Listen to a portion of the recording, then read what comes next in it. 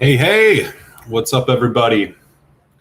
We are live for another Tuesday happy hour, Tuesday Booze Day. What's up? Let's get after it. How's everybody doing?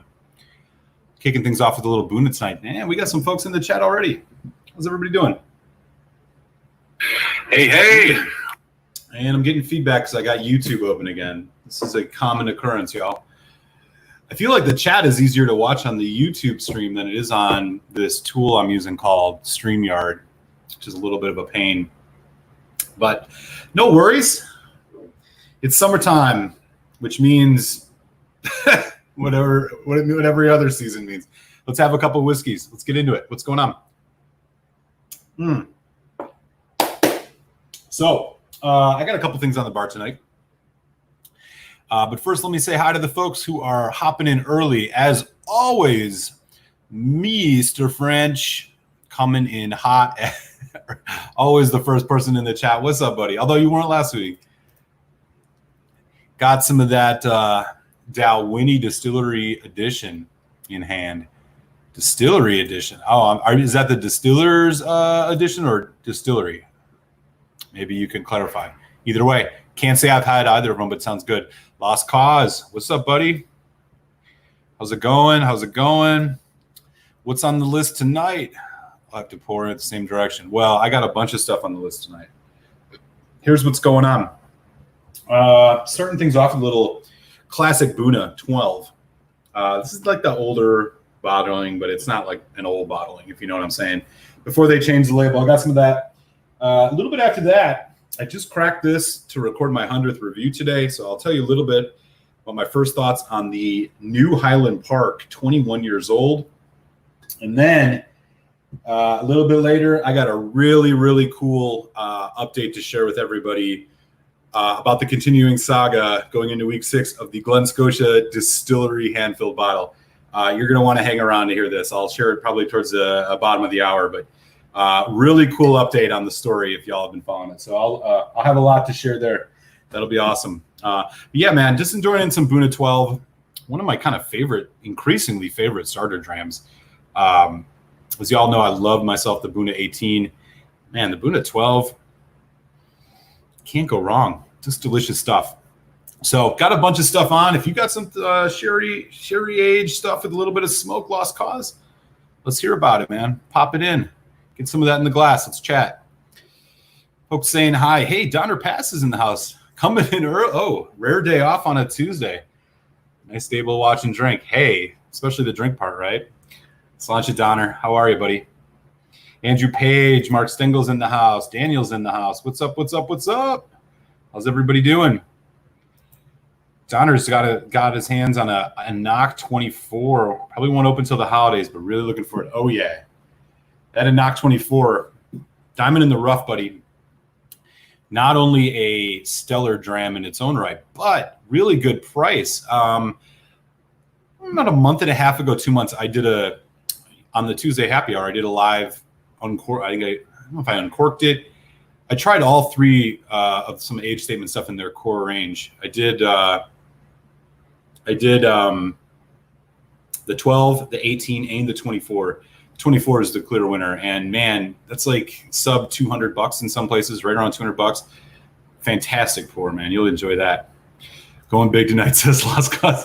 Yeah, well, I'll tell you a little bit about that in a second. Can't wait to get some more Glen Scotia Gate. Well, Daniel, I have a super cool update on this. Yeah, I'm excited to share it with y'all. We'll get into that. In a little bit, but. Man, really cool stuff. Matt D's in the house. What's up, Matt? Triple Cast McAllen 12. Was just looking at that Highland Park 21 minutes ago, wondering about getting it. Yeah, well, I'll tell you a little bit about what I found. It's pricey as all hell, which of course is, Highland Park. This is interesting because we got Donner Pass talking about that in Knock 24, right? Name brand recognition goes a long way. The Highland Park 21, that's a $350 bottle in the States, whereas that a Knock 24, $200, $225. Good pour, though. I'll tell you a little bit about it in a bit. Lost Cause coming in with long row 14 sherry. That sounds amazing. Man, that sounds so cool. Andrew Page started with the Glen Scotia 18 in honor of the mysterious Jess. Yeah, buddy. I'm really excited this week to tell you the latest in the ongoing saga of the Glen Scotia hand-filled single cask bottling that I from the distillery. You're not going to believe what's happened since the last time we talked about this. I'm really excited to share it with y'all. It's going to be a real treat. So we'll get into that shortly. Oh man, look who it is. It's Telex. And he is listening to some Radiohead, I am assuming. Telex the Whiskey Tech, how are you? For everybody that knows, I will be hopping over to his channel in just about an hour, where he is going to be doing the Dalyuen 16 tonight. Another distillery I've not had, so if you're interested in learning a bit about that, as always, we'll go check out what he's got to say about that a little bit after 9 o'clock and learn a bit more about yet another distillery that I have not had the opportunity to try anything from. So I believe that's from the Flora and Fauna range, which Telex has been talking about for the last couple of weeks. It's a range from Diageo. Last week did the Blair Athol, so we'll learn about another one of those. That'll be cool. Donner Pass loving the Glen Scotia cask strength. Oh man. Yeah, I'm gonna have to put together a video of the last 6 weeks because if you haven't been here each week since I got this Glen Scotia single cask distillery bottle, which by the way has been an amazing story. The cloudiest bottle of whiskey on the planet. Take a look at that. It has been a fun saga. So I have a great update to share with you guys today.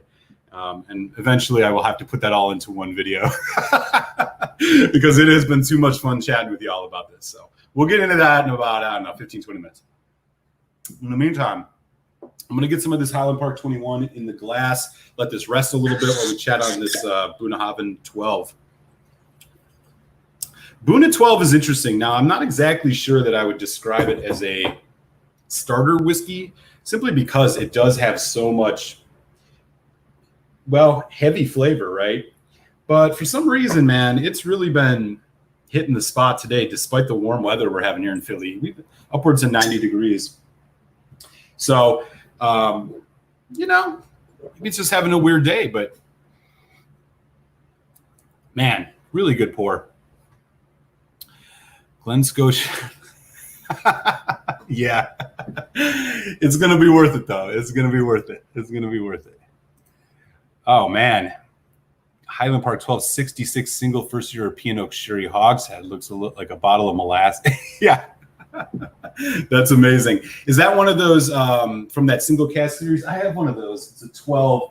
I think it was sherry hogshead, but I'm not quite sure. I haven't opened it yet. That one I'm still sitting on for a little while. But I'll tell you, this Bunna is a good palate starter. Dram dude's in the house. What's up, buddy? All right, y'all. So, as I've been talking about for the last couple of weeks, coming right up on my 100th whiskey review video, which I decided to mark with something special, which is the Highland Park 21. This is like the newer release. So, from what I understand, they had a 21-year-old in their range for quite some time, 47.5%. A lot of people loved it. Went away, and now they got a new one. It's got that kind of embossed Highland Park stuff on it. This one comes in at 46%. This is the first release of it, which is from August 2019. Just to give you the specs, it's 15 different casks in this. 6 first fill sherry in European oak, 4 first fill sherry in American oak, 5 refill casks. So 15 casks total. A lot happening in this. I did just record an uncorking review, which I will have post on Friday as always. But, I'm going to share a little bit with y'all now because this is a really good pour. And I'm really excited to see what happens to it. This is a whiskey, and I find this happens often. Maybe y'all kind of feel the same way, especially when you get these older bottles. That first taste is never like super indicative of what you're going to get. I'll save my initial impressions with y'all if you want to check it out on Friday, but let's get into it right now. This is like the third pour of it, just getting past the neck. Natural color, looks really nice. And the nose on this is just quintessential Highland Park. Rich, warm, a little bit gingery, a little bit of that smoke in the background, sweet honey, and juicy fruit. The interesting thing about this 21 compared to, well, the only other high age statement Highland Park I've had, which is the 18, is of course, what was I about to say? The real difference, I guess, is like the tropical fruit, which is something that I notice on older whiskeys. And maybe some of y'all in the chat have noticed that as well. But I think about some, I'm even thinking about Lafroig 25 was an example of this for me, that when you start getting above that 20-year-old, you start getting these tropical fruit notes coming out of this, right? Something I've learned along the way, especially with NAS, is dried fruit notes are usually indicative of good aging, that you got something aged in your whiskey that's a little bit older. This thing's got dried fruit in spades. Of course, it is a 21-year-old whiskey, so we expect that a little bit.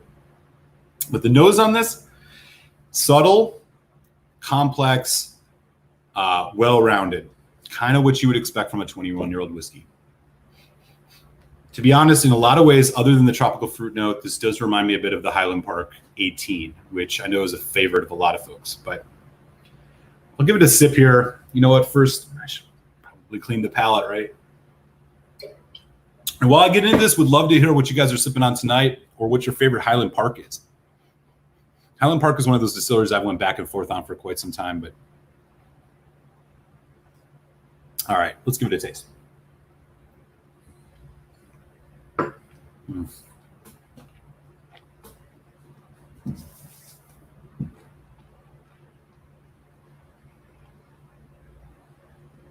Man, oh man.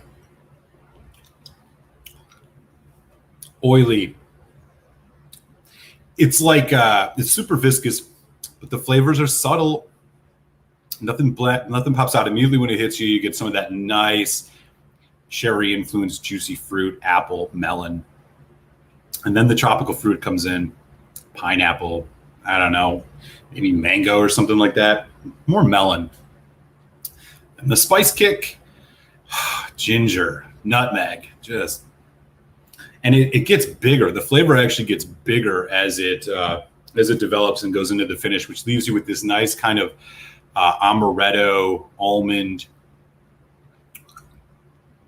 slight citrus, hangs on for quite a while. It's a little bit richer than the 18. The 18-year-old Highland Park, I always kind of felt was a little bit on the lighter side. Personally, for me, it wasn't one of my favorite whiskeys. But this one, man, that smoke is so subtle too. The smoke on this is even subtler than it is on the 18, if you can imagine.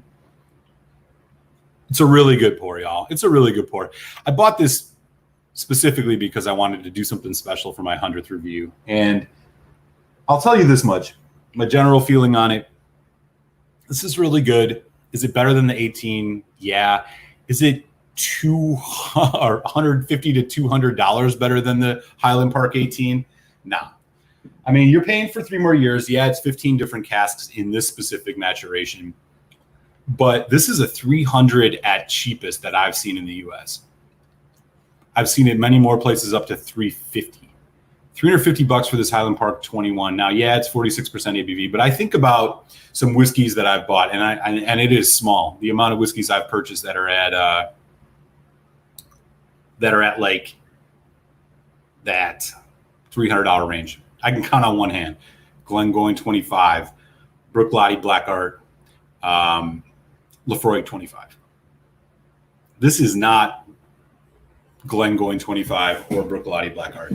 The complexity isn't quite there. It's not as interesting.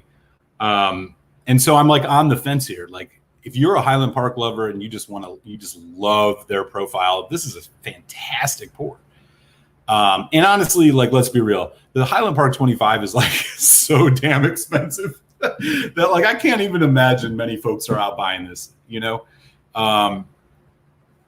It's just crazy. Like, Like, so this might be the oldest Highland Park I ever tasted in my life. And again, it's a lot of complexity in kind of a nice, subtle, rounded flavor profile. It's a bit richer. It's a bit oilier than the 18. It's got a little bit more sherry for sure, but this is one I think is going to take a little bit of oxygen. So my tentative thing is like, yeah, if you love Highland Park and want to get yourself a really high in Highland Park, this 21 is good. Now, one thing I do know about this though, so right here on top of this crazy box, it says August 2019. So this was the first release of this new range of Highland Park 21. Since then, they've done a November 2019 release, and I think there might be another one out. So I can't vouch for those. I don't know if they're how significantly different they are or anything like that. But as far as this one goes, man, this is a serious pour. I enjoy it. It's got everything you would want. Plus, it's at 46% ABV, which like you can't complain about. You know, there are some. You know, you think about the Glen 21, for example. Now it is $100 some bucks cheaper, at least 43%. You know, at least they did it that it's natural color. It's probably chill filtered. They don't mention anything about it, but they do say it's natural color. So I'm a tentative like go on the Highland Park 21. It's just something that you got to make a determination if you're going to spend that kind of money.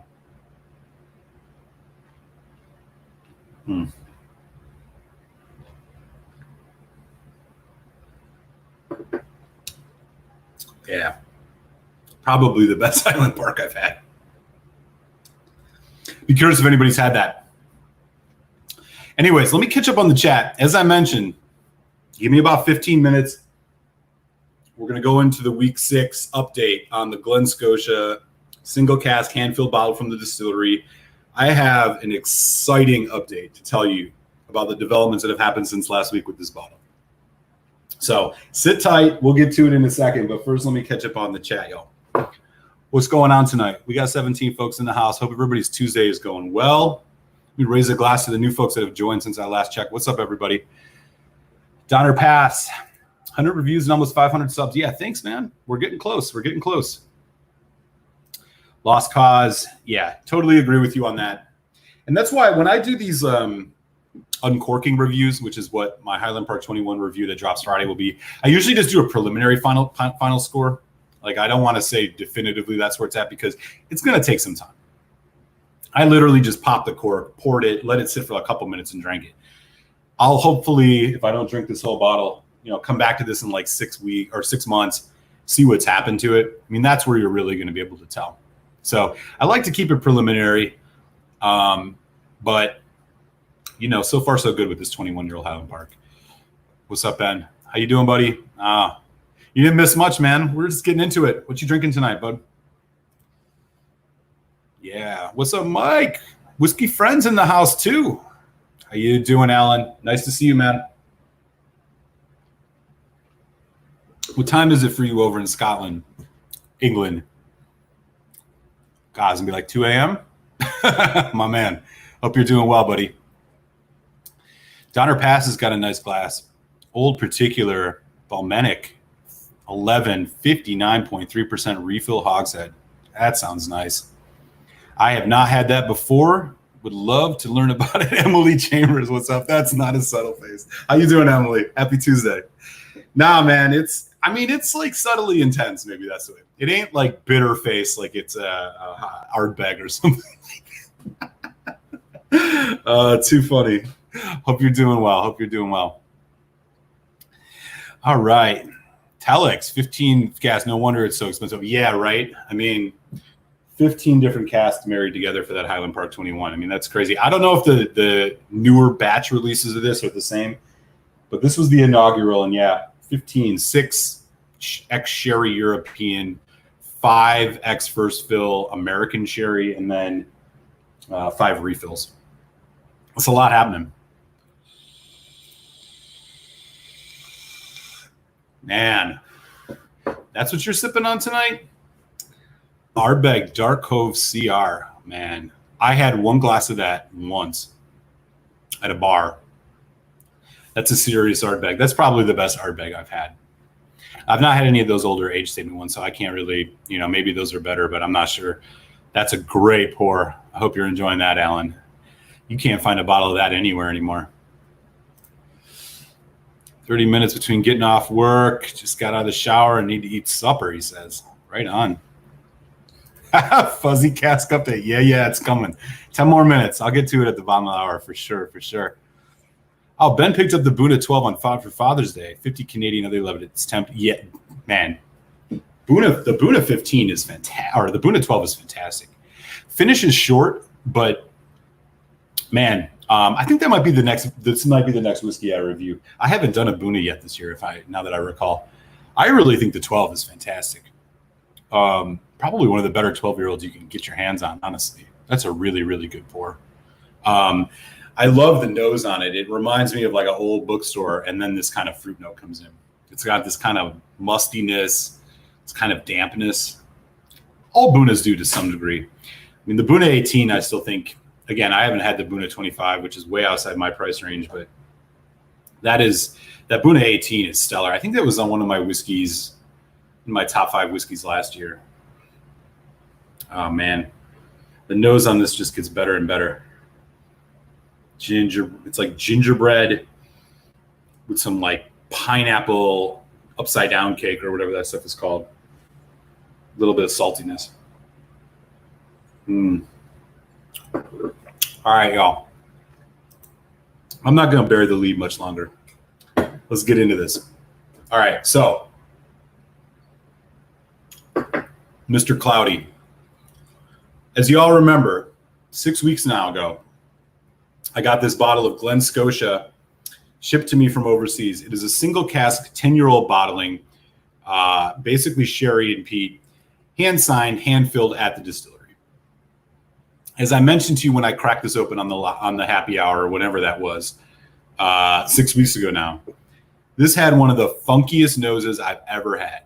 And I mean funky in the weirdest way. It's a note I've never had. I've compared it to like chewed children's vitamins with shoe polish. Off-putting as all hell, but beneath it, there was some good whiskey. And honestly, the cloudiness, which for the record has not went away. I mean, this bottle is so cloudy still after all this time. So for the first couple of weeks, I would open this up on the live stream. I had left the cork off for 8 hours. The next week, I left it off for 24 hours. Finally, y'all were like, dude, you got to write to the people and find out what's going on with this bottle of whiskey, because that thing didn't look right. It's probably tainted. So I wrote the folks who sold it to me. They insisted it was fine. Had another drink of it. And then y'all were like, yo, Eric, why don't you just write to Glen Scotia? So I did. And I've been going back and forth with Glen Scotia's marketing or customer service folks for about 3 weeks now. And as you recall last week, they had asked me a bunch of questions. They wanted the scanned number on it, which doesn't exist because it's a hand-filled bottle. They wanted to know how I got this because I didn't buy it at the distillery, which is apparently where you're supposed to be able to get your hands on a bottle of whiskey like this, right? I sent them all that info. It was slow back and forth. And this time last week, I had not heard from them in like 5 days. So I started thinking to myself, like, maybe they're just ghosting me. Like, this might be the end of it. But that is not the case. So since we last chatted about this, I have been reached out to again by their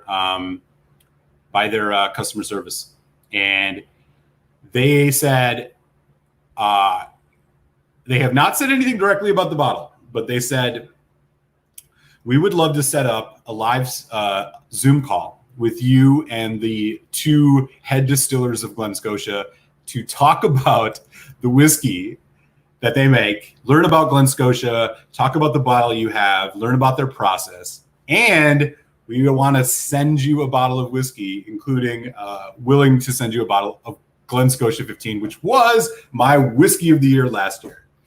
So since then, I have been in an email conversation with the head distillers of Glen Scotia. We are going to do a live call. I was hoping that we could do it tonight. I was going to try to make it like a thing. Unfortunately, we couldn't arrange it, but we're going to do one, and they are totally cool with me recording it. Once I do that call, which should happen later this week, I will post the video of my interview with the head distillers of Glen Scotia, where we are going to talk about this bottle. We are going to learn all about Glen Scotia, how they make their whiskey, the ins and outs of the history of their distillery, and anything else. So they said it's totally cool that I record it. They said it's totally cool that I post it on my YouTube channel. So y'all, this is just taking a crazy turn. So we're going to get to the bottom of this bottle, but we're also going to learn a whole lot about Glen Scotia. And I'm just like incredibly excited to share all of this with y'all once the call happens and I have the recording ready to go. Like I said, I'm hoping to have it this week, if not next week. I'll post that on my Malt Muser Whiskey Reviews YouTube channel for y'all to see. And I also just kind of straight up thank you. Like, if I wasn't doing this and chatting with y'all every week and y'all weren't sharing your whiskey knowledge, sharing your whiskey ideas with me, I would have never had probably even went through this process with them. I may have just kept this bottle. I may never even got this bottle. But I got this opportunity now, man. And I just want to thank y'all. Like, this is coming at a cool time. This is going to be a really great experience. So here's what I wanted y'all to do. I'm gonna start sipping on this, and we'll see what's happened. Now, again, this is 6 weeks of oxidization. This is where we're at. Post in the chat some questions you think I should ask Glen Scotia. And it doesn't need to be about this bottle specifically. What do you want to know about Glen Scotia whiskey? I will collect those questions. I'll put them on a list. I'll figure out which ones I can fit into this time I interview them, and I'll make sure to ask them on the channel. And like I said, I'll post that video. So how cool, right? And I gotta, before we get into the 6 week sip of this, I gotta just tip my hat to the folks at Glen Scotia, which is Loch Lomond Group. Like, y'all have been super cool about this, like extending this level of interaction with the folks making your whiskey. Treating a customer as well as y'all are trying to treat me right now is just super cool and humbling, and is an example of how like businesses should run. Glen Scotia is, of course, one of my favorite distilleries. As I mentioned, their 15-year-old was my whiskey of the year last year in my sub $100 range. So like, I'm just like smitten and excited about this. I was super stoked to share this with y'all, and I'm really excited to ask them some questions and see what we can learn about their whiskey and see what we can learn about our cloudy hand-filled single cask Glen Scotia bottle. So awesome news. This will be a lot of fun. Let's see what's going on with this whiskey, y'all. As I mentioned, this boy is still cloudy as all heck. Check it out. The cloudiest whiskey in the history of the world. Let's see what's been going on with it. That note is still there, man.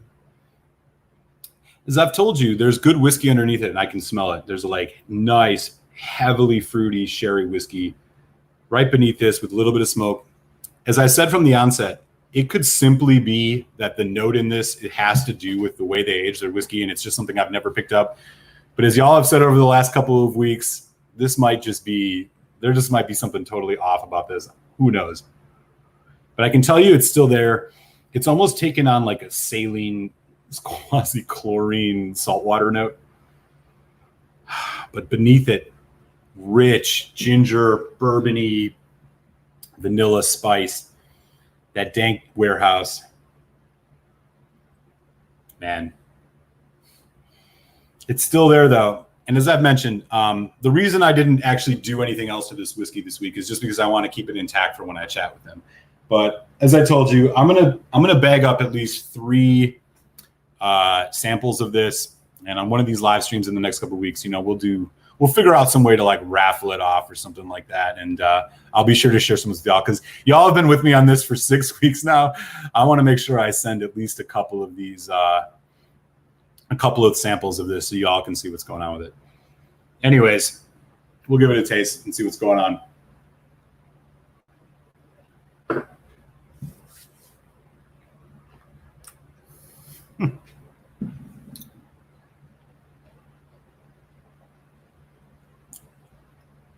It's the same thing as last week, y'all.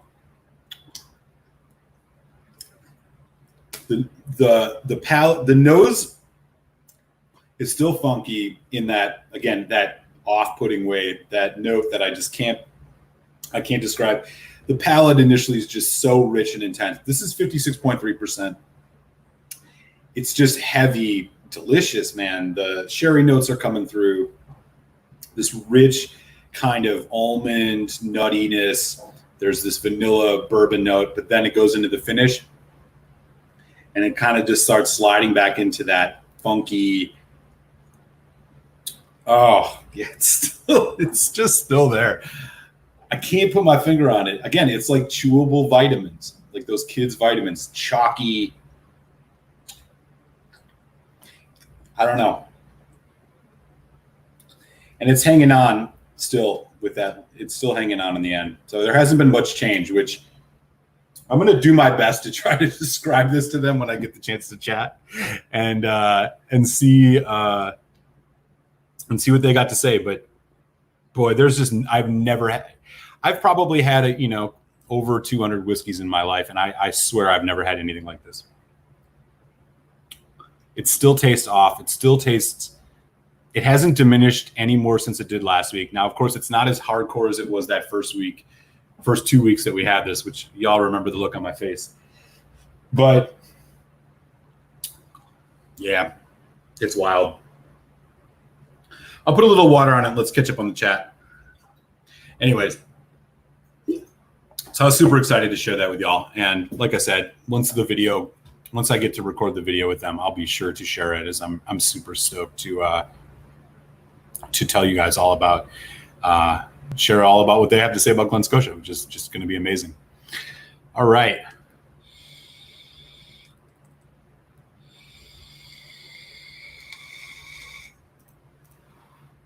Telex says 20 something is better, but I haven't opened my, oh yeah. Okay. The 19. Talking about the art bags. Okay. Yeah. I know what you're talking about. I have not got the chance to try any of those older art bags, but man, I would love to. Yeah, that's true, Ben. That is totally true. Oh, Mike's got himself some Buna in hand too. Yeah. Oh man, Buna 12 is great. Buna is one of those distilleries. I think it's because they're on Isla that they just fly under the radar a bit, because everybody thinks of the Islas. The people that are into Scotch, they just go immediately for those heavily peated single malts. Buna, man, one of my favorite distilleries, flies right under the radar. Oh, cool. So getting some reaction from about the Glen Scotia news. Yeah, totally cool. Oh yeah, you know it, Mike. I'm going to record that for sure. And they even told me explicitly when I said, hey, why don't you guys join me Tuesday night? I mean, obviously it's like 3 a.m. there, so they're not going to be able to join. But they're like, sorry, we missed you, but you're totally cool to record it and everything. And so that's going to be a lot of fun. I've never interviewed head distillers of any place, so this is going to be super cool. So let me know in the chat, y'all. If you got any questions you think I should ask Glen Scotia, things you just want to know generally, or questions about this whiskey specifically, we'll get into it. I'll be sure to ask them, and I'll try to be as polite as possible. Yeah, there you go. There you go. Yeah, y'all. Hey, strange things happen, man. Some of these folks are super cool, and they're willing to like go out of their way to spend that much time. Yeah. Ain't that real? Yeah, you guys are totally right. How cool is that? Totally. When you told them about the cloudiness of gem, what was their retort? So that's a good question, Telex. I initially sent it to the people I bought it from, which was an online whiskey sales place, and they were pretty much like, "Oh, it's fine." When I wrote to Glen Scotia, they did not directly address this. And I was talking about this a little less. They didn't directly address or comment directly on the bottle about the contents. They asked me for numbers. They asked me for, for example, they were asking like what the cask number was, which is written on here. But they were asking if there was like a laser date number scanned on here, which of course there isn't, because it's a hand-filled bottle. Then they were wondering where that came from. They did not comment directly on the cloudiness or any of that. So we'll find out. They were actually a little perplexed as to how I got this, since I didn't buy it from Glen Scotia because I wasn't in Scotland at the distillery. But yeah, no, they have not commented directly on that. I'll see if they're willing to share a little bit more about that. Hey, Alan, I might just do that. Yeah, I'll let you know. I'll totally let you know. That's so cool. So that's a good question.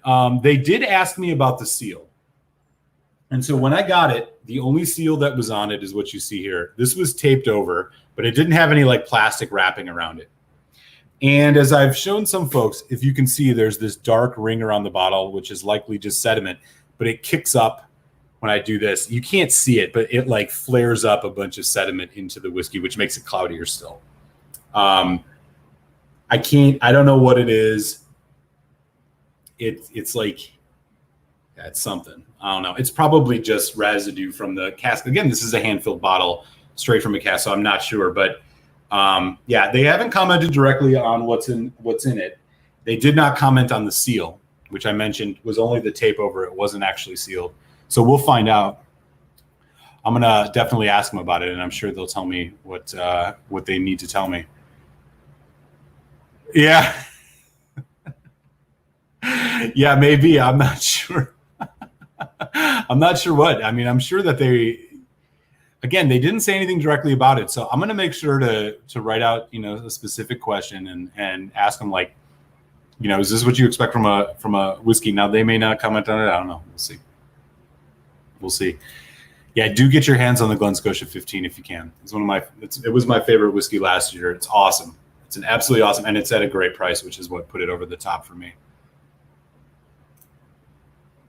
Yeah, do it. Yeah, we've had a lot of different thoughts on this for the last couple of weeks. It could very much be that. Daniel said, yeah, just pop them in the chat. If you got questions that, whether it's about the bottle or just things you want to know about Glen Scotia, like I say, I can't promise I'll get to every question, but pop them in the chat. I'll copy and paste them into my little notes doc here so I can make sure to see what I can include in my conversation with them. So it should be super cool. Again, they're going above and beyond what one would expect for customer service. So I'll give them a lot of credit for that. Beer Hounds Beer Reviews, what's up? Happy Tuesday. Cilantro. I'm going to drink my funky Glen Scotia 10. I should say this, even though I've implied it. Just because of this bottle specific, I would never tell anybody not to buy Glen Scotia. In fact, the opposite. Glen Scotia's whiskey is awesome. The 15 is great. The Victoriana is great. I have not yet had the 18, but I've heard good things. They're double cast. All of their stuff is good. One of the few distilleries in the Campbelltown region. Yeah, the taste, again, it's funky, man. It leaves this unmistakable, again, it's like a chalky, it's like Pepto-Bismol, but sweet. That makes sense. And then it has this funky, sharp edge to it, like almost as if it's like a shoe polish or something. I don't know. I'll find out, though. Daniel with a great question. What got them into whiskey? What's their career background? Yeah, I'll note that one for sure, buddy. I think that'll be cool. Like I said, the guy, his name is Gary. He seems like a really cool dude. I'll definitely check it out and see if I can find out some more info on that. Yeah, so I'm not going to be able to do the call live, but I am going to record the call. So I will post the recording once I have met with them. I'm aiming to chat with them Friday, but it's hard to align times with my work schedule. And obviously, they're in Scotland, and so they're way ahead of me. So I'm going to have to do it probably as a late morning thing. So I'll let you know for sure. Feel free to hit me up, malt.muser@gmail.com, if you want to email me any questions you think I should ask, and I'll do my best to include those when I chat with them, Andrew. I hope someone didn't make a bet. I don't know, man. I really don't know. I haven't went blind. This is week 6. I haven't went blind, so that's working well at least. Yeah, right? I'm not sure. But like I said, I paid over, I paid $150, $160 for it. So I wasn't exactly a happy camper when I opened this, as you all remember when I cracked it on the happy hour. Neo Xerxes, what's up, buddy? Oh, I missed the Highland Park 21 tasting. What's the verdict? I was looking forward to that. Well, It's a good one. If you love Highland Park, it's definitely a good one. Price is high, subtle but rich. I did an uncorking review of it tonight. That'll post Friday on my channel if you want to check that out. But if you're looking to buy it, it's a lot of money. Let me just put it to you that way. It's 300 minimum is the cheapest I've seen it in the US. I've seen it more in the 325 to 350 range, which, to be honest, when I think of whiskeys I can get in that price range, first of all, I do not it's a once in a blue moon that I would even consider spending that kind of money on a whiskey. That's just me personally and where I'm at. But the ones I have gotten that range, when I think about this compared to like a Bruichladdich Black Art, it's a little more, the Black Art's a little bit more interesting, but this is an absolutely delicious Highland Park. 15 different casks that are married into this. Keep your eye out on price. Maybe it'll come down a little bit. If you're a huge Highland Park fan or you can afford it, you ain't gonna go wrong with this. It's a delicious pour. Matt D says it's the bath salt special. Dog breath. Yeah, y'all, I'm telling you, it's this is the funkiest bottle. I really think at the end of the day, I'm gonna end up just having to put this in samples for everybody so they can know what's going on with it. I'm gonna definitely bottle a few up and I'll let you guys know. We'll figure out a way to. I'm not gonna be able to mail them to everybody, obviously, but I'll figure out a way to get some to some folks. Because as I was telling you guys for the last couple of weeks, I'm like, either it's just me and this is a note I've never had, or there's something very different happening in this. I definitely need a second opinion because it's cloudy as all hell too. Wow.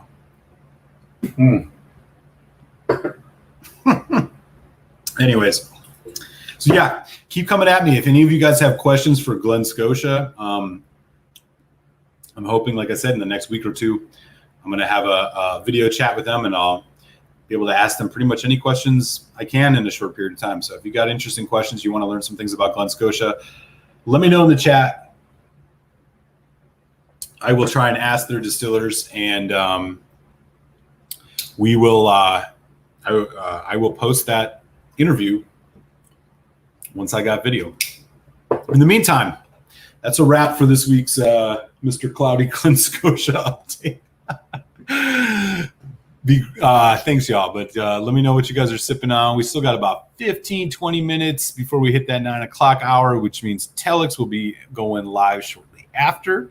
He is doing Daluin tonight, 16-year-old. I'm not familiar with that, but it's part of the Flora Fauna range from Diageo. So if you're interested in learning about yet another new distillery, we're going to be chatting about 9:15 tonight on Telex's channel, as I always do. I will post the link in the chat before we sign off for the night, and y'all can head on over to his channel, and we can continue the whiskey chat tonight. So I'm looking forward to it. In the meantime, I am going to follow up this Glen Scotia with some Lefroy lore because I think sometimes you just need something to totally shift your palate, and lore is also delicious. So we'll get a little bit of this in the glass. What else is going on in the world, y'all? Telex is heading out. I'll see you in about a half hour, bud. Cheers. Andrew's got that Glen Scotia 18, trying it for the first time since receiving it for Father's Day last weekend. Oh, wow. That's a nice Father's Day gift. So the Glen Scotia 18 is an interesting one. The 15, which, as I was mentioning earlier, was my whiskey of the year last year, is all ex-bourbon. And I think that Glen Scotia 18 has got a sherry finish, right? It's the only unpeated. Oh, interesting. I'm actually not sure how much peat is in the 15. I'm actually even not sure if it's peated at all, to be honest with you. That's a good question. It does have that kind of Campbelltown musty warehouse note, which you tend to notice off of the fly in here, which you tend to notice on the like Springbank and things like that. That it's an unmistakable note. I noticed that I get that on the 15 quite a bit, but I also get a lot of fruit off that, which was surprising because it's all ex-bourbon. So that 18 is one, and that's a good price too, if I'm not mistaken, on that 18. That's a good whiskey, and I think it's got a sherry finish. So do let me know, but that sounds like a fantastic pour. Neo's coming in awesome. We'll check out the review on Friday. Yeah, right on, man. Cheers. Sounds good indeed. Yeah, expensive for sure. I was thinking about that. Ardbeg 13 or Black Art 7.1. Yeah, man, that's the thing. When you start getting up, like, first of all, for the record, I have never bought a whiskey over like, you know, in those like $700-800. You know, you start talking Highland Park 25s or, you know, Dalwhinnie 25s, which are like $500. Like, and that's just outside my price range. I've been lucky to get a couple really good whiskeys at good prices, but never really went over like 300 something. So, you know, those are special occasion drams for me for sure. And if you were looking at something like that, again, I mean, if you love Highland Park, if money's not an object, you know, it's a no-brainer. Get this Highland Park 21. But if you're somebody who, you know, you got to be diligent with your funds, you want to get something really nice, boy, I've not had the Black Art 7.1, but man, that's hard to turn down. I've not had the Ardbeg 19 either. Although I feel like $300 some for a 19-year-old whiskey is kind of intense, don't you? That might be a little high, but you know, depends if you love Ardbeg. So yeah, check out the review. Like I said, I think if you love Highland Park enough, this is a whiskey to get. But if not, you know, think on it a bit, sleep on it for sure.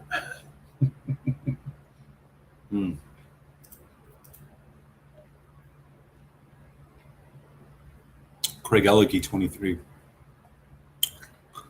Boy, that's a question I'm afraid I couldn't answer directly for you, man. Let me see, actually. Craig Ellicky 23. We'll throw it in the old. I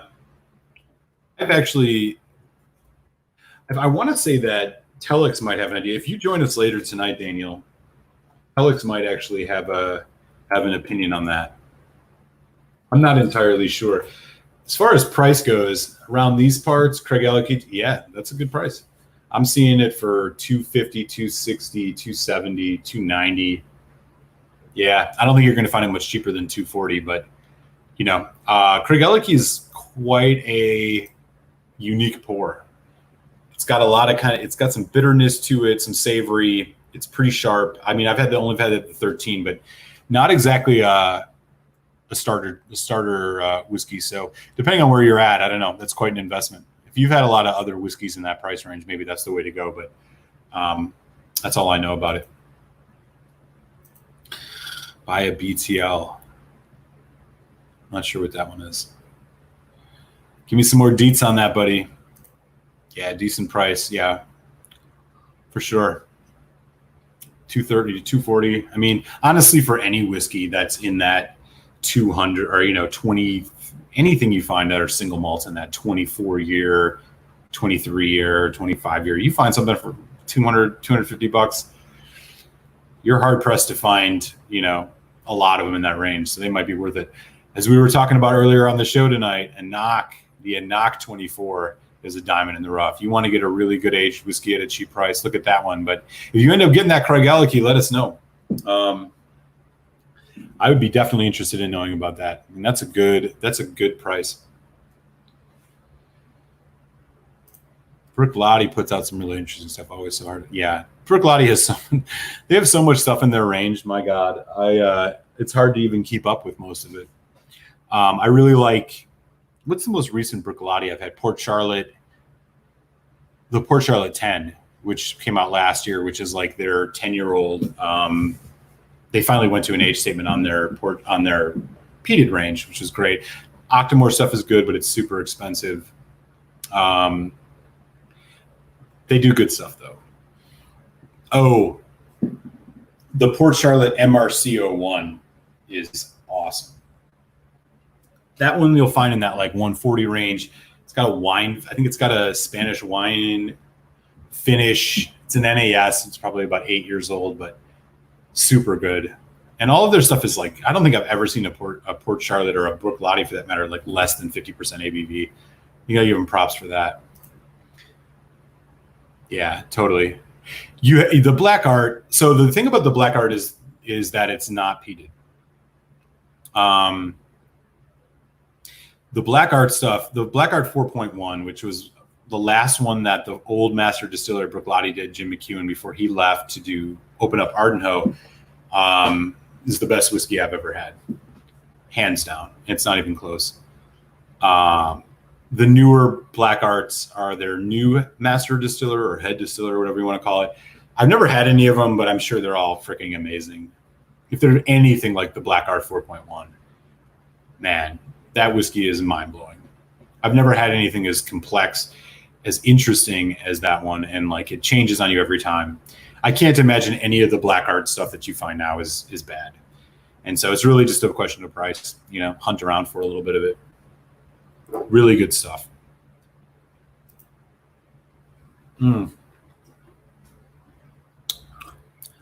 Yeah. Okay. So it does have it has the 1 year Oloroso finish. Yep. That makes sense. That was the one thing I knew that was different about the Glen Scotia 18 from the 15 was obviously other than the age. That one's 46% as well, right? The Glen Scotia and non-chill filtered. Glen Scotia does their stuff right, man. Non-chill filtered, natural color. All of their stuff is 46% as far as I understand. I don't know if the double cask is, but I think everything else in their range is 46%, which is awesome.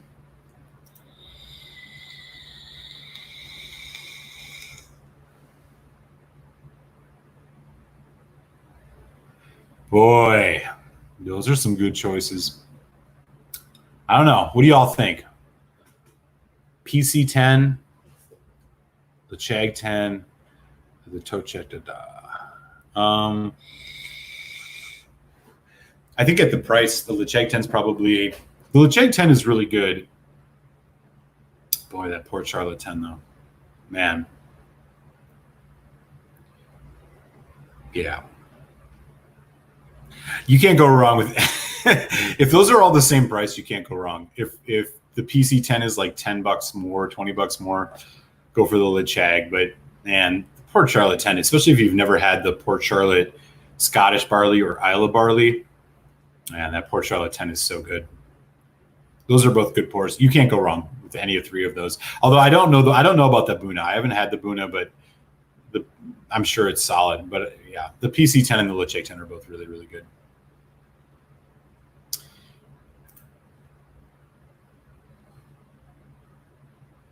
I'd go Black Art over the Highland Park 21.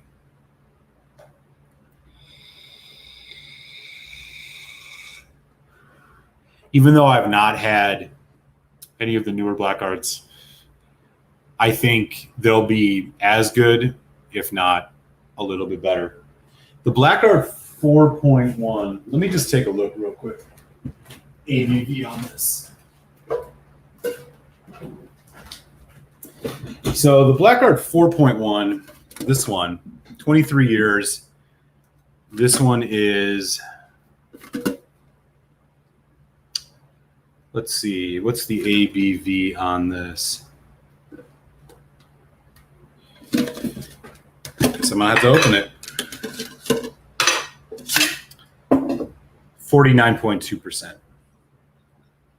I can't imagine that any of the Black Art stuff you find is going to be lower than 48, 49%. I don't know. If you asked me, if you gave me $350 and said, would you spend it on the Highland Park 21 or a Black Art, I would get a Black Art. But the Highland Park 21 is still good. It really just depends. If you just love Highland Park and don't want to take the risk, get the Highland Park. But otherwise, get the Buna, or yeah, get the Black Art. I've not had it. 360 Canadian's cheap. You're not going to find it cheaper than that. Tough to say. I'd probably pull the trigger on that. I mean, that's equivalent of like what, 280, 290 American. That's a good price. You're not going to find it cheaper than that. I've not had the 6.1. Like I said, I've only had the 4. I might have had a taste of one other one, but the 4 is so good. I would do it. If you got the money, I'd do it. Yeah, exactly. I totally agree with you on that, Donner Pass. Ooh, 100? Yeah. if it's just around 100, that's a steal. Get it.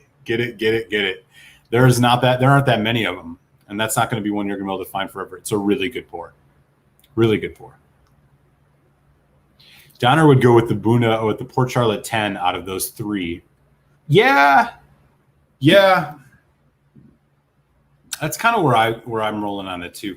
I mean, again though, like there's so many good peated whiskeys, and like the Lecheg 10, while it's not an Isla whiskey, I think it's Island of Mull. I think it's from Tobermory. It's one of the only peated whiskeys. I think it's the only peated whiskey on the Isle of Mull. Really good. But it's less intense on the smoke and the peat than the Port Charlotte or the Lafroig 10 or Ardbeg 10. So if you're looking for something that's a little bit, I mean, I'm not going to say it's subtle, but it's compared to like Lafroig 10, it's a little bit more on the easily palatables. So I definitely recommend you all try both of those though. If any of you guys haven't had either of those two, Lecheg 10 or Lafroig 10 or Port Charlotte 10, keep your eyes out for both. If you love peated Scotch, they're fantastic. Mark Single's heading out. Hey, Mark, good to see you, buddy. Let me raise a glass to you. Cheers. Good to see you again this week. I'll catch you next week. Fun chatting. Definitely will eventually get all three. Just a matter of which one is first.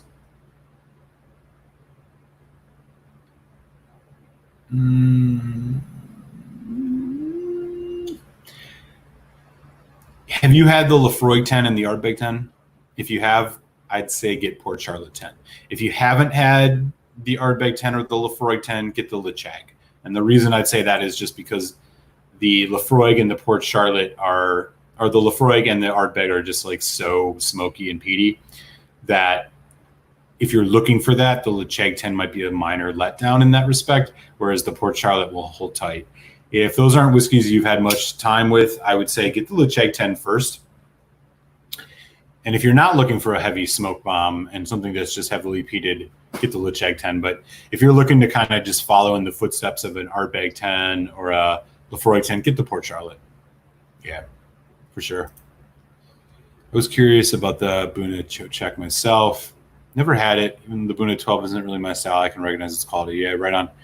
That one I think is much more peated and smoky than, Buna is not a super smoky whiskey. I mean, this one I think it's so lightly peated you wouldn't even know. I'm not even sure if they mention on it. 46.3 non-chill. Boonahaven.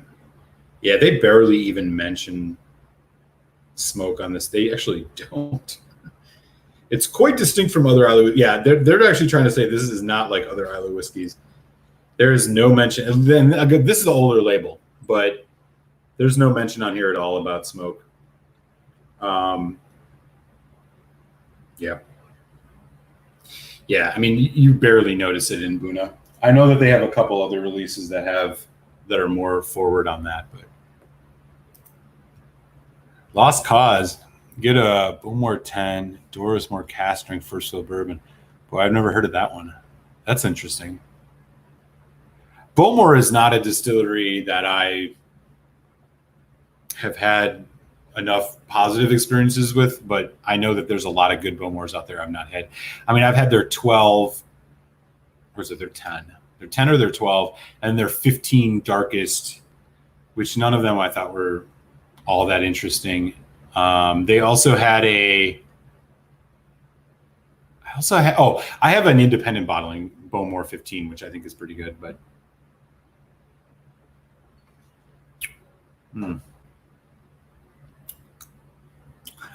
I've not heard of that one. Plus cask strength, can't go wrong. First fill bourbon cask strength too. That sounds delicious, y'all. As Lucas, if he had to choose between PC10 and Lafroig 10, which one? He said PC10. Yeah, I think PC10 is the way to go. Agreed. Yeah, Lafroig 10 is just fantastic. But the PC10 is awesome. Honestly, yeah, I think take the PC10 over the Lechag. That might be the way to go.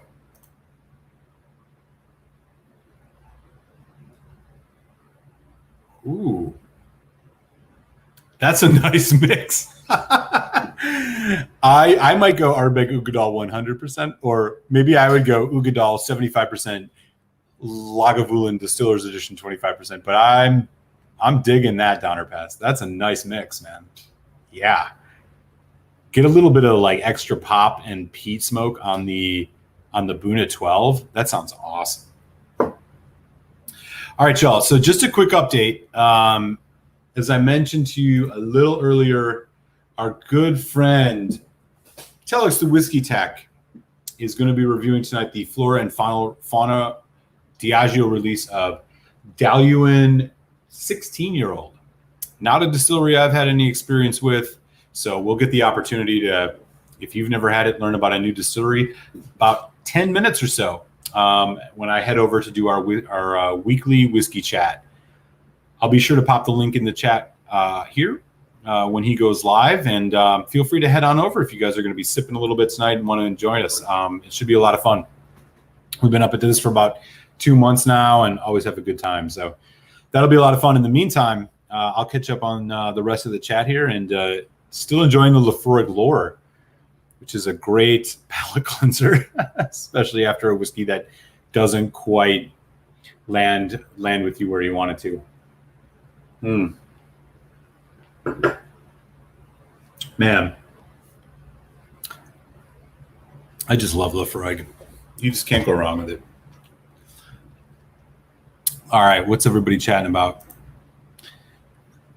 Bunda's around 2 to 3 ppm compared to starting around 40 ppm with the other dudes on Isla.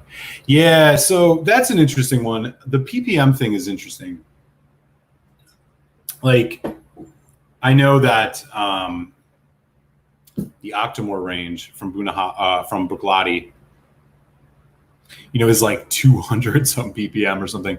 From my understanding, and this comes from a rep from Diageo.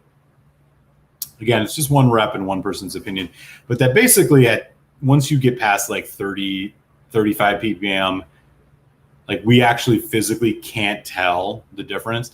And so in a sense, their argument is that it's more marketing than anything. Now, I don't know for sure. Some folks may agree or disagree with that, but peatiness comes in two phases. There's the that drying kind of effervescence that peat has, and then there's the smoke. For me personally, while Ardbeg 10 and Lafroig 10 are, in that 25 to 35 ppm range in terms of their parts per million around peat smoke, they're so intense and so smoky. I seldom find whiskeys that I think are more intense than those, even though there are so many that are, quote, exponentially higher ppm. So I'd be curious if anybody's had any contrary opinions on that. But that's what I heard from one rap. They were talking about Lagavulin. So, Lost Cause. Yeah, I've heard that and experienced it a little bit myself, to be honest with you. It's a bit rough. That Boona, the Bowmore 12 and the Bowmore 15, I just thought were kind of weak.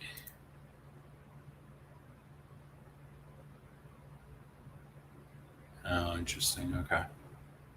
Jason Coates is in the house. What's up, Jason? How you doing? So more opinions on the Lechag PC10 thing. Yeah, I agree with you. 100% agree. Yeah, I think it's just like where you're at. Daniel, yeah, thank God. Did you see that? Woo! I'm excited for that, man. We got to get some live sports. Things have been weird without it. It's good to have sports to fall back on. Plus, I buy the MLB package, the single team thing for the Milwaukee Brewers, where I grew up. So it'll be nice to watch some Brewers games. And it's been weird not having baseball going into summer. This is strange. Yeah, a lot of folks got some thoughts on the looks like the PC10 is winning out over the Lechag 10. Yes. Yes. So it's like the similar kind of profile, that dark, somewhat musty, rich, kind of dank sherry note. The thing about the 18 though, yeah, the complexity is much more, and honestly, especially with oxidization or a little bit of water, but the finish. What I notice on the Buna 12, the finish is a little bit shorter than I would ideally want. The 18 takes care of that. The Buna 18 is fantastic. I think you should grab it for sure if you ever get a chance. Back at you, buddy. Keep at it, man. Hope you're staying safe. Good to see you, Jason Coates. Master Blender at Bunahaven was on Aqua Vitae's live a few weeks ago, and she confirmed no peat in Buna 12 or 18. No peat at all. Interesting. I mean, there's like that's what it is. I'm not gonna disagree with the Master Blender there, but I had always heard it's like 2 to 3 ppm. I don't notice much. I mean, I don't notice really any smoke in it. And maybe the note that I think is peat is actually something else. But that's interesting to know. I have not checked out that channel. I'll have to take a look at it. I wish I thought about doing that, but I didn't. Good to hear it's coming back, though. Let me take a just quick check-in on our good friend Telex and see if he is ready to go live yet.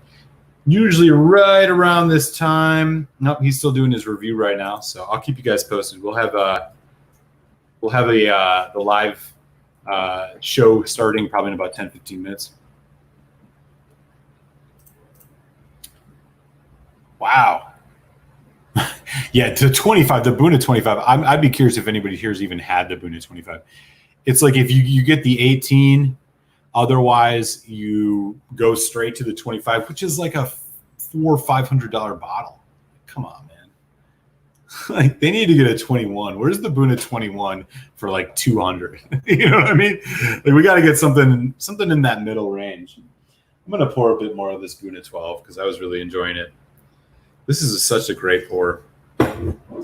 Again, finish is a little bit short, but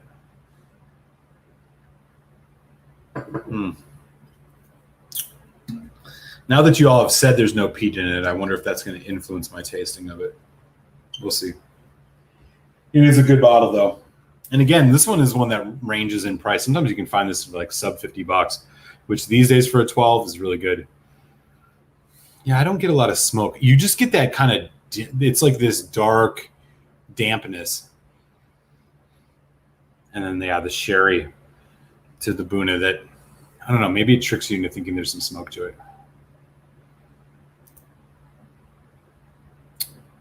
That could be definitely it for sure.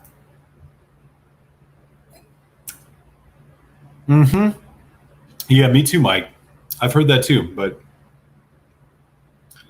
so Daniel says it's down or pass. I think the Buna 18 says on the package it's 2 ppm. I could be wrong. It's been a while since I had that bottle. I'm not sure. I'm not sure at all. I'd have to take a look. I think I still have a bottle of like a quarter bottle of the 18 somewhere. I'll have to take a peek, but I'm not quite sure. Oh, interesting. Lost Cause was saying hazel. Okay, so this is interesting. So I feel like we're kind of Bunahaven and Springbank are some of those distilleries that have some kind of interesting idiosyncrasies in terms of their flavor. In the case of Bunahaven, like I said, it's this kind of dank dampness, where with Springbank, which makes Hazelburn, you get this funky, what do they call it? The Dunnage Warehouse kind of mustiness that you don't get from other whiskeys. And I wonder if sometimes folks associate those things with having some peat. And I'd heard Springbank has a little bit of peat, but I'm not sure.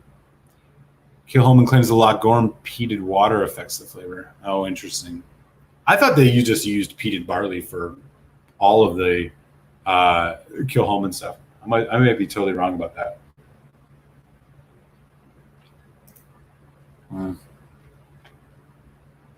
Could totally be that. Interesting. Okay. Yeah, again, I don't think it's, I mean, this is the 12. I would never say that it's smoky, but it does feel like it has a little bit of that like effervescent peat note. Very subtly, but again, it very easily could be something else. I might just be, using motivated reasoning based on what folks have told me. Right. Totally. Yeah, I can imagine. That sounds delicious. Yeah, the dank humid. Yeah, exactly. That's what it is. Exactly. Yeah. Okay. Yeah, this is interesting. I feel like this makes sense. I mean, so somebody said that, if y'all didn't see it earlier, that some of the master blenders from Bunnahabhain on another whiskey channel, it was Aqua Vitae, said that they don't use any peated barley.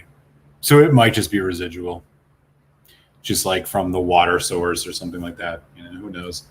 Like I said, I don't notice it too much, but it definitely has. There's just a characteristic, unique note, and I think sometimes for folks like me who are not, I'm not a master taster or something like that, I might not notice. I might misassociate things as smoke versus something else. Excuse me. Anyways, cool, y'all. So shortly here, I should have a link for y'all. As I mentioned, Telex this week is doing the Daluan 16-year-old Flora and Fauna, which the Flora and Fauna thing is a range from, help me out here, Diageo. He's been doing a couple reviews on these of late. Last week did Blair Athol's Flora and Fauna bottle. And so this is going to be another one in that range. I've never heard of the distillery, let alone had anything from it. So this will be a good opportunity to learn about a new distillery. I hope you guys can join us. I'll have a link for you in just a few minutes, but other than that, he's going to be about ready to go here in just a sec, which he is now. So check out the chat, y'all. Here is the link. I'm going to be heading over to Telex's channel shortly to talk some more whiskey. I hope you guys can all join us. And, it's been another fun week. As I mentioned, Friday, I'm dropping my uncorking preliminary review of the Highland Park 21. So do check that out if you're interested in hearing my kind of tasting notes on that. That'll drop early Friday morning Eastern time. And it's been another fun week, y'all. Tuesday happy hours are always a good time. And I will definitely let you all know about that Glen Scotia distillery interview, which I should be doing later this week. I'll post it on the channel. If you are subscribed, you'll get a notification. If not, hit subscribe, and then that'll make sure you all get a notification the minute that comes out. I'm really looking forward to it. It should be a really cool experience. What a weird twist and turn this saga has been with that Glen Scotia bottle, but it's been a lot of fun. So head on over to Telex's channel. I'll catch you guys over in a little bit, and we'll catch you next week for happy hour. Good chatting with everybody. Be well. Sláinte.